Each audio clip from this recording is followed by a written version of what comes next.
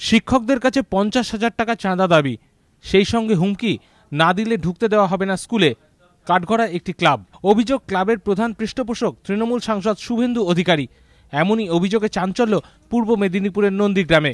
রাজারামচক high school কর্তৃপক্ষের অভিযোগ, তাদের অনুমতি ছাড়াই স্কুলের মাঠে স্থানীয় ওই ক্লাবের উদ্যোগে চলছে ক্রীড়া ও সাংস্কৃতিক অনুষ্ঠান। ওই অনুষ্ঠানের জন্য ক্লাবটি তাদের কাছে 50,000 টাকা চাঁদা দাবি করেছে বলে অভিযোগ।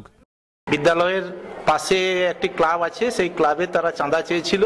সেই চাঁদা নিয়ে আমরা প্রায় 3 বার মিটিংয়ে বসেছিলাম এবং সর্বসম্মতভাবে টিচাররা আমরা 8,000 টাকা অবধি দিতে রাজি ছিলাম, কিন্তু তারা সে টাকাটা নেয়নি। তারা বলছে যে গতকাল বলেছিল যে আগামীকাল এলে তারা প্রত্যেক টিচারকে ধরবে। তো আজকে যখন টিচাররা এসেছিল, কোনো টিচারকে স্কুলের মধ্যে ঢুকতে দেয়নি।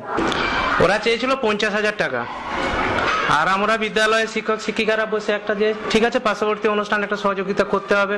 প্রাথমিক অবস্থায় 5,000, পরবর্তী পর্যায়ে ওরা অনুরোধ করতে আরও সেটা বাড়িয়ে 8,000 টাকা করা হয়েছিল, কিন্তু গতকাল বিদ্যালয় অফিসে এসে হুমকি দিয়ে যায় আমরা ওটা বাইরে বুঝে নেবো, এত কম টাকা আমাদের হবে না। ক্রীড়া এবং সাংস্কৃতিক অনুষ্ঠান উপলক্ষে বিলি করা লিফলেটে স্পষ্ট ভাষায় লেখা ক্লাবের প্রধান পৃষ্ঠপোষক শুভেন্দু অধিকারী। যদিও ক্লাবের সম্পাদক শেখ রবিউল জানিয়েছেন শিক্ষকদের অভিযোগ ভিত্তিহীন, ক্লাবের পক্ষ থেকে 50,000 টাকা চাওয়া হয়নি। শুক্রবার সকালে শিক্ষকরা স্কুলে এলে ক্লাবের সদস্যরা তাদের ঢুকতে বাধা দেন বলে অভিযোগ। পরে গ্রামবাসীদের হস্তক্ষেপে তারা স্কুলে ঢোকেন। এ বিষয়ে শিক্ষামন্ত্রী ব্রাত্য বসুকে প্রশ্ন করা হলে তিনি বলেন, এখনো লিখিত অভিযোগ পাননি। আমি কোনো লিখিত কোনো অভিযোগ এখনো পাইনি। যদি মর্মে কোনো লিখিত অভিযোগ পাই এবং যদি ঘটনার সত্যতা থাকে তাহলে কড়া শাস্তি দেওয়া হবে। স্কুলের পরিচালন সমিতির সভাপতি এবং সম্পাদক দুজনেই স্থানীয় তৃণমূল নেতা। অন্যদিকে লিফলেট অনুযায়ী ক্লাবের প্রধান পৃষ্ঠপোষক তৃণমূল সাংসদ। তাহলে কেন উঠছে এই হুমকির অভিযোগ?